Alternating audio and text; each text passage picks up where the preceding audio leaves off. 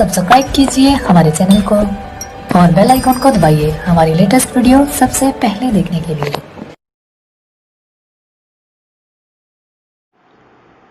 जैसा कि यह वीडियो अभ्यास प्रश्न का है और यह माने सिविक्स का चैप्टर 1 का सत्ता की साझेदारी का आप देख सकते हैं। और ये आपके इससे पहले मैं बुक का वीडियो बना चुका हूं और उसको देखने के लिए आप मेरे डिस्क्रिप्शन में जाकर पा सकते हैं उसका लिंक। और पार्ट 1 का मैं लिंक दे दूंगा, आप पार्ट 1 के लिंक में जाकर आप पार्ट 2 का लिंक भी पा सकते हैं। और इस ज़्यादा टाइम ना करते हुए हम शुरुआत करते हैं। और जैसा कि आप अपने चैनल एनसीईआरटी किंग एडू मंत्रा पर हैं और मैं छोटू आपका मित्र शुरुआत करने जा रहा हूं।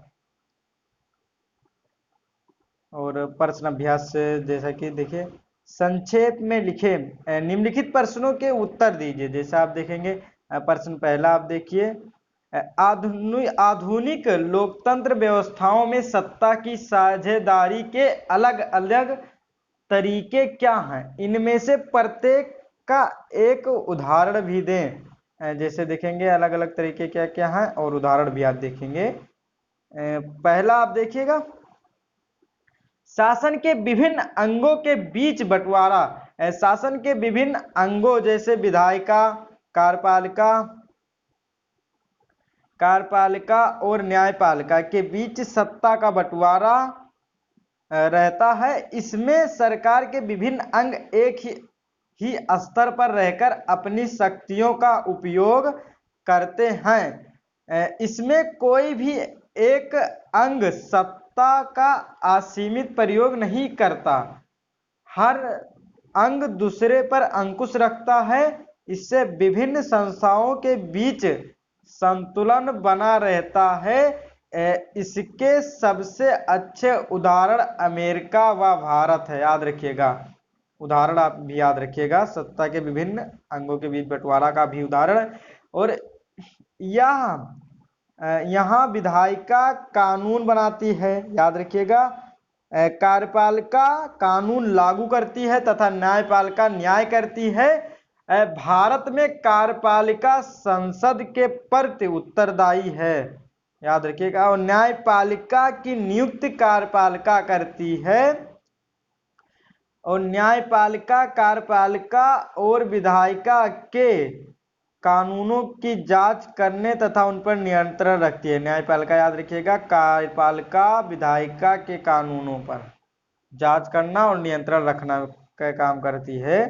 और आप देखेंगे दूसरा, सरकार के विभिन्न स्तरों के में बंटवारा। आप स्तरों में देखेंगे, पूरे देश के लिए एक सरकार होती है जिसे केंद्र सरकार या संघ सरकार कहते हैं। फिर प्रांत या क्षेत्रीय स्तर पर अलग सरकारें बनती हैं जिन्हें अलग अलग नामों से पुकारा जाता है। भारत में इन्हें राज्य सरकार कहते हैं। इस सत्ता के बंटवारे वाले देशों में संविधान में इस बात का स्पष्ट उल्लेख होता है कि केंद्र और राज्य सरकारों के बीच सत्ता का बंटवारा किस तरह होगा, संविधान में देखिएगा उल्लेख रहता है। और सत्ता के ऐसे बंटवारे को ऊर्ध्वाधर वितरण कहा जाता है। उल्लेख जो होता है उसी को कहा जाता है, याद रखिएगा। और भारत में केंद्र और राज्य स्तर के अतिरिक्त स्थानीय सरकारें भी काम करती हैं। इसके बीच सत्ता के बंटवारे के विषय में संविधान में स्पष्ट रूप से लिखा गया है, जिससे विभिन्न सरकारों के बीच शक्तियों को लेकर कोई तनाव ना हो। और हम देखेंगे विभिन्न सामाजिक समूहों के बीच सत्ता का बंटवारा। कुछ देशों के संविधान में इस बात का प्रावधान है कि सामाजिक रूप से कमजोर समुदाय और महिलाओं को विधायिका और प्रशासन में हिस्सेदारी दी जाए ताकि लोग स्वयं को शासन से अलग ना समझने लगे। अल्पसंख्यक समुदायों को भी इसी तरीके से सत्ता में उचित हिस्सेदारी दी जाती है। व चौथा दी जाती है। बेल्जियम में सामुदायिक सरकार इस व्यवस्था का अच्छा उदाहरण है, याद रखिएगा। विभिन्न सामाजिक समूहों की भी सत्ता का बंटवारा का उदाहरण आप याद रखिए, बेल्जियम में सामुदायिक सरकार। और चौथा आप देखेंगे राजनीतिक दलों व दबाव समूहों सत्ता का बंटवारा, याद रखिएगा। लोकतांत्रिक व्यवस्था में सत्ता बारी बारी से अलग अलग विचारधारा और सामाजिक समूहों वाली पार्टियों के हाथ आ जाती है। लोकतंत्र में व्यापारी, उद्योगपति, किसान और औद्योगिक मजदूर जैसे कई संगठित हित समूहों को भी सक्रिय देखते हैं। सरकार के विभिन्न समितियों में सीधी भागीदारी करने या नीतियों पर अपने सदस्य वर्ग के लाभ दबाव बनाकर या समूह भी सत्ता में भागीदारी करते हैं। अमेरिका इसका अच्छा उदाहरण है। वहां 2 राजनीतिक दल प्रमुख हैं जो चुनाव लड़कर सत्ता प्राप्त करते हैं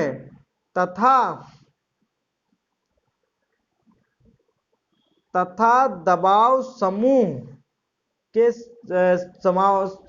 समूह चुनावों के समय चुनाव जीतने के बाद राजनीतिक दलों की आर्थिक मदद करके सार्वजनिक नीतियों को प्रभावित करके सत्ता में भागीदारी निभाते हैं। अब याद रखिएगा इतना क्वेश्चन बहुत बढ़िया। आप और प्रश्न दूसरा देखेंगे, भारतीय संदर्भ में सत्ता की हिस्सेदारी का एक उदाहरण देते हुए एक युक्तिपरक और एक नैतिक कारण बताएं। अब देखेंगे भारत में सत्ता का बंटवारा सरकार के विभिन्न स्तरों के बीच हुआ, जैसे केंद्र सरकार, राज्य सरकार, स्थानीय सरकार। और इसका युक्तिपरक कारण देखेंगे और नैतिक कारण। तो युक्तिपरक कारण पहले देखेंगे। भारत एक घनी आबादी वाला देश है। पूरे देश के लिए एक ही सरकार द्वारा कानून बनाना, शांति व्यवस्था बनाना संभव नहीं है। इसके लिए सरकार को विभिन्न स्तरों में बांट दिया गया है। उनके बीच कार्यों का बंटवारा संविधान में लिखित रूप से कर दिया गया है, जिससे ये सरकारें बिना झगड़े देश के लोगों के हितों को ध्यान में रखकर शासन कर सकें। नैतिक कारण आप देख सकते हैं। लोकतांत्रिक देश में सत्ता का बंटवारा जरूरी है। यदि एक ही प्रकार की सरकार होगी तो वहां निरंकुश हो जाएगी तथा ज्यादा से ज्यादा लोग की भागीदारी शासन में नहीं हो पाएगी, जो लोकतंत्र के लिए जरूरी है। इसलिए भारत के विभिन्न स्तरों पर सरकारों का वर्गीकरण कर दिया गया है। क्यों कर दिया गया है, याद रखिएगा। प्रश्न तीसरा, इस अध्याय को पढ़ने के बाद 3 छात्रों ने अलग अलग निष्कर्ष निकाले। आप इनमें से किस पर सहमत हैं और करीब 50 शब्दों में उत्तर दें, जवाब दें। थम्मन, जिन समाजों में क्षेत्रीय भाषाएं और जातीय विभाजन हो वह सिर्फ सत्ता की साझेदारी जरूरी है। ऐसा तो नहीं हो सकता है, क्योंकि अलग से अलग। और दूसरा देखेंगे मथाई, सत्ता की साझेदारी सिर्फ ऐसे देशों के लिए उपयुक्त है जहां क्षेत्रीय विभाजन मौजूद हो, नहीं ऐसा कहे।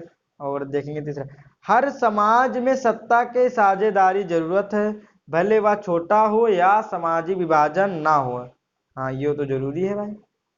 ये थम्मन औसेफ जो है बहुत बढ़िया बात किया, लेकिन हम इसके बारे में देखेंगे। जैसे क्या लिखना, हम औसेफ से निष्कर्ष से सहमत हैं कि हर समाज में सत्ता की साझेदारी की जरूरत होती है, भले वह छोटा हो या उसमें सामाजिक विभाजन ना हो, क्योंकि सत्ता का बंटवारा लोकतांत्रिक व्यवस्थाओं के लिए ठीक है।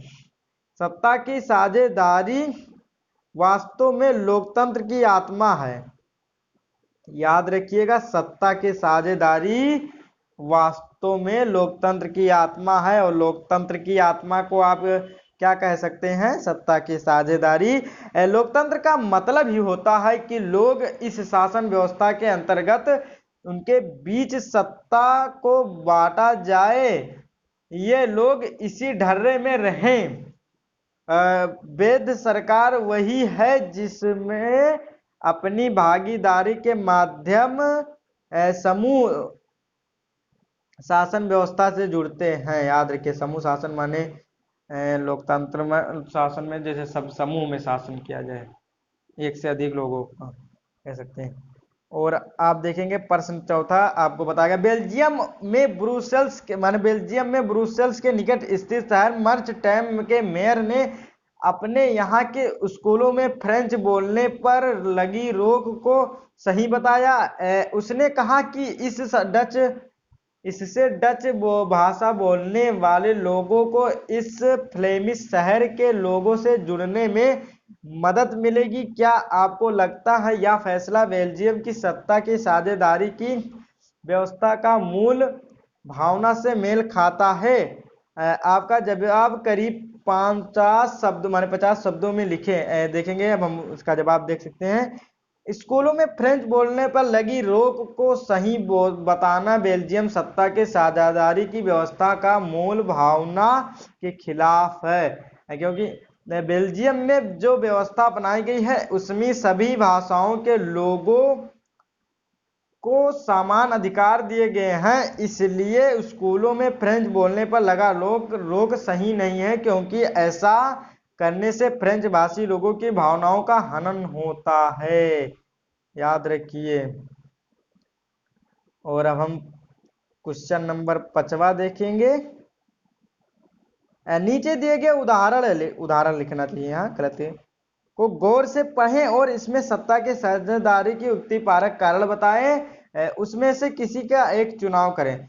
जैसे महात्मा गांधी के सपनों को साकार करने और संविधान निर्माताओं को उम्मीदों को पूरा करने के लिए हमें पंचायतों के अधिकार देने की जरूरत है, और पंचायती राज ही वास्तव में लोकतंत्र की स्थापना करता है। यह सत्ता के उन लोगों के हाथों में सौंपता है जिनके हाथों में इसको होना चाहिए। भ्रष्टाचार को कम करने और प्रशासनिक कुशलताओं को बढ़ाने का उपाय पंचायतों के अधिकार देना भी है, और माने भ्रष्टाचार को कम करने के लिए पंचायतों को भी अधिकार देना जरूरी है। जब विकास की योजनाओं को बनाने और लागू में लोगों की भागीदारी होगी तो इन योजनाओं पर उनका नियंत्रण बढ़ेगा और इससे भ्रष्ट बिचौलियों को खत्म किया जा सकेगा।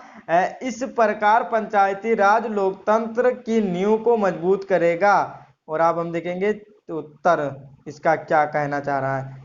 इस उदाहरण में बताया गया है कि पंचायतों के स्तर पर सत्ता को बंटवारा जरूरी है, क्योंकि इससे भ्रष्टाचार कम होगा, प्रशासनिक कुशलता बढ़ेगी, और पंचायतों के अधीन जब आम लोग स्वयं अपने विकास की योजनाएं बनाएंगे और उन्हें लागू करेंगे तो भ्रष्ट बिचौलियां समाप्त किया जा सकता है। और जब स्थानीय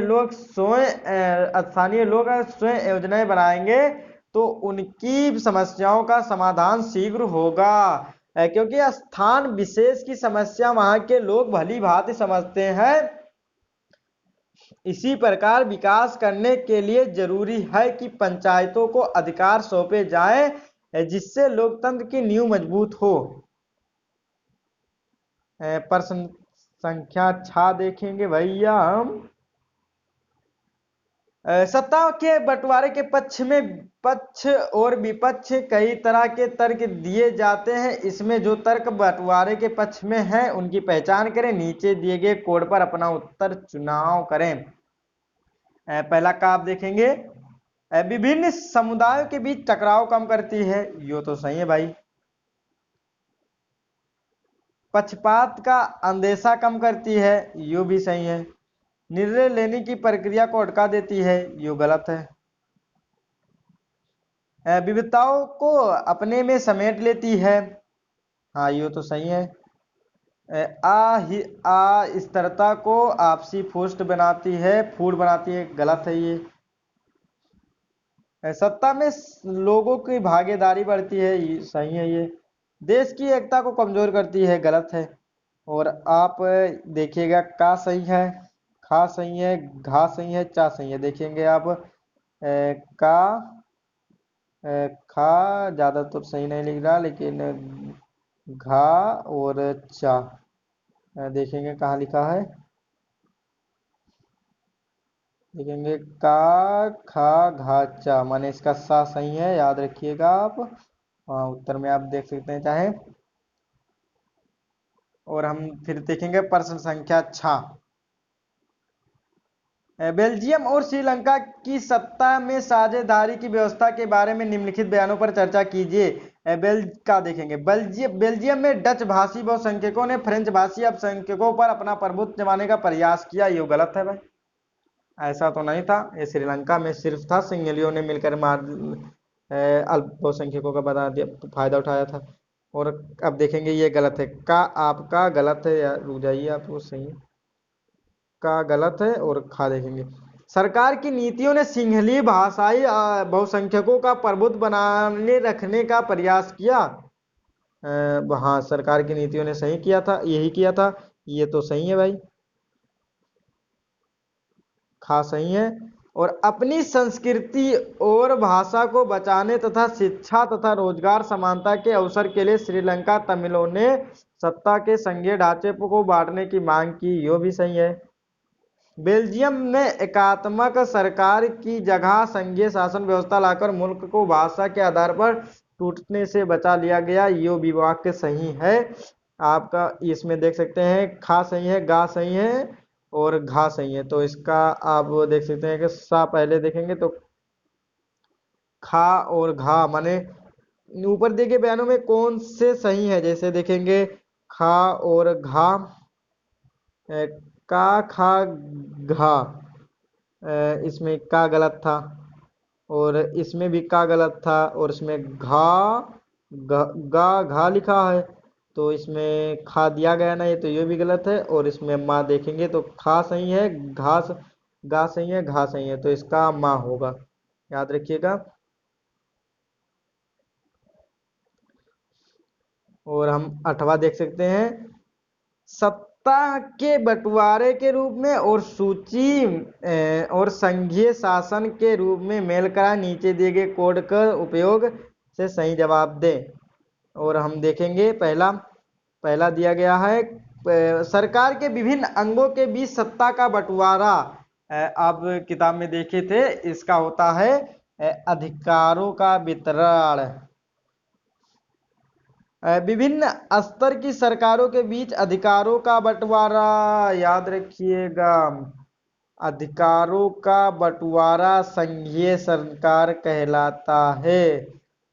विभिन्न सामाजिक समूहों का बीच सत्ता की साझेदारी सामुदायिक सरकार, याद रखिएगा। दो या अधिक दलों के बीच सत्ता के साझेदारी संगठन, माने गठबंधन सरकार। और आप देख सकते हैं पहला का खा और बंटवारा का संघीय, बस हो सकता आप जोड़ सकते हैं बस।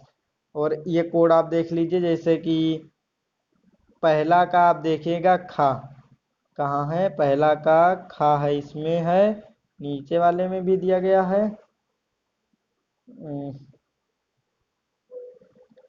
पहला का आप देखेंगे खा, तो पहला का खा देखेंगे कहाँ है, ये कि यहाँ पर दिया गया है कि यहाँ पर दिया गया है। और दूसरा का आप देखेंगे घा, तो एक ही जगह दिया गया है, तो ऊपर वाला गलत हो गया और दूसरा। और तीसरा का देखेंगे तो आपका तीसरा का दिया गया था सामुदायिक वाला, तो का सही है, तो ये सही हो गया। और चौथा का घा, तो ये सही, तो आप देख सकते हैं गा इसका सही है। और हाँ, यहाँ पर आप भी देख सकते हैं। और क्वेश्चन नंबर 9 देखेंगे, सत्ता की साझेदारी के बारे में निम्नलिखित 2 बयानों को पर गौर करें और नीचे दिए गए कोड के आधार पर जवाब दें।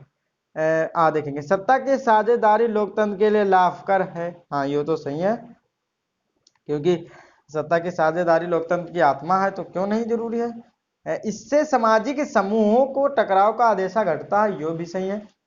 तो दोनों सही है, तो आप कह सकते हैं कि आ सही है, लेकिन बा गलत है, नहीं, ये तो गलत हो गया।